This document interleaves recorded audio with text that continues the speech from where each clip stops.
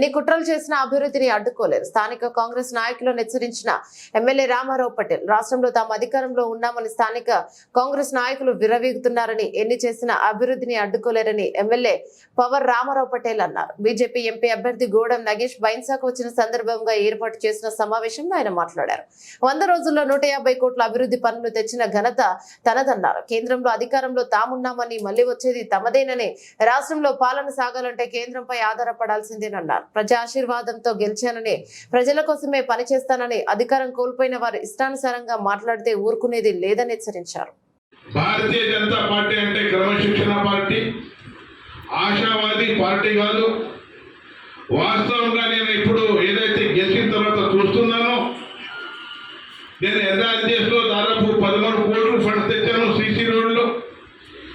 ఏ Bharatiya Janata party అభిమాన కార్యకర్త, క్రమశిక్షణ కార్యకర్త నాకు పని అని ఎవ్వరు కూడా సభ్యులైన తర్వాత మీరు టిఆర్ఎస్ పార్టీ నుంచి కొందరు కార్యకర్తలు నారాజు ఉన్నారు.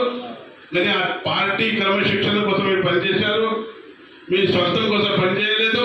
ఇప్పుడు కూడా మీ అందరికీ నేను భరోసా ఇస్తున్నా, మన నాగేష్ సార్ కూడా భరోసా ఇస్తారు. పార్టీ కోసమే పనిచేస్తాము, పార్టీ కోసమే ఆఖరి వరకు శ్వాసం తిరుగుతామని మీకు అందరికీ తెలుసు. నాగేష్ గారు కూడా అక్కడే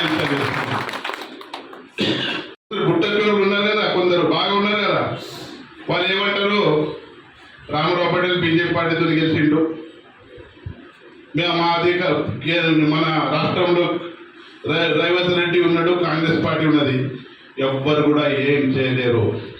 షాబీ ఎవరి చేతిలో ఉంది చెప్పండి మీరే. షాబీ ఎవరి చేతిలో ఉంది?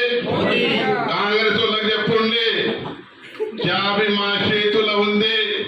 మీరు కీళ్ళ బొమ్మలాగా నడబడుతుంది. ఒక్క నెల జీతం కూడా వేయలేరు. మేము గిటా షాబీ పనిచేస్తే చెప్పండి కదా. అదేవిధంగా సర్పంచ్గా పనిచేశారు, మంత్రిగా పనిచేశారు, కార్పొరేషన్ చైర్మన్ గా పనిచేశారు. మీకు అనుభవం చాలా ఉంది.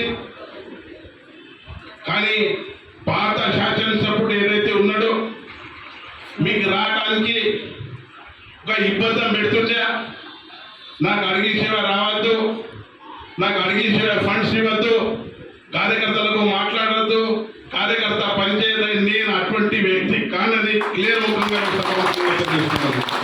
ప్రతి కార్యకర్తకు మీరు మాట్లాడచ్చు, ప్రతి కార్యకర్తల సమస్య మీరు తీర్చచ్చు. వాళ్ళు ఏదైతే పని చెప్తారో అది కూడా చేయడానికి నేను క్లియర్ గా మీకు సభాముఖంగా తెలుస్తున్నాను. మా కార్యకర్తలు పని చేసే కార్యకర్తలు దానికోసం మీరు అదొకటి దృష్టిలో పెట్టుకోవాలని తెలియజేస్తున్నాను. చాలా గర్వ విషయం.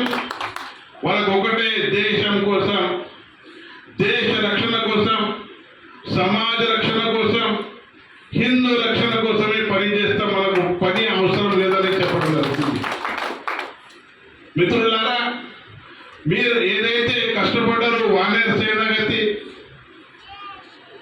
చేతు కట్టడానికి రాముడు మన శ్రీలంకలో పోవాలంటే ఎట్లా కష్టపడ్డారు, అట్లా ప్రతి విలేజ్లో పోయి, ప్రతి ఇంటికి పోయి అవసరమైతే కాలు కూడా మొక్కిళ్ళు మీరు.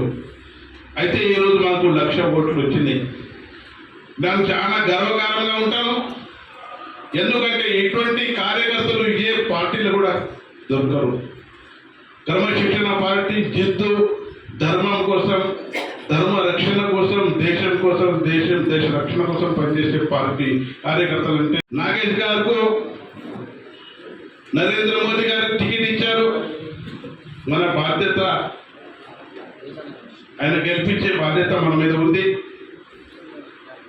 కొందరు నాయకులు అంటారు, సార్ మీకు కూడా క్లియర్ గా చెప్తున్నాను, మీరు ఇంతకుముందు వేరే పార్టీలో ఉన్నారు, మరలా మీరు బీజేపీలో జాయిన్ అయ్యారు. నేను కూడా వేరే పార్టీలో ఉండింటి, నేను కూడా బీజేపీలో జాయిన్ అయిన తర్వాత ఇక్కడ బీజేపీలో ఉన్న కార్యకర్తలకు ఎవరు కూడా ఎప్పుడు కూడా మరవలేము. మీరు కూడా మీకు ఒక విజ్ఞప్తి చేస్తున్నాను.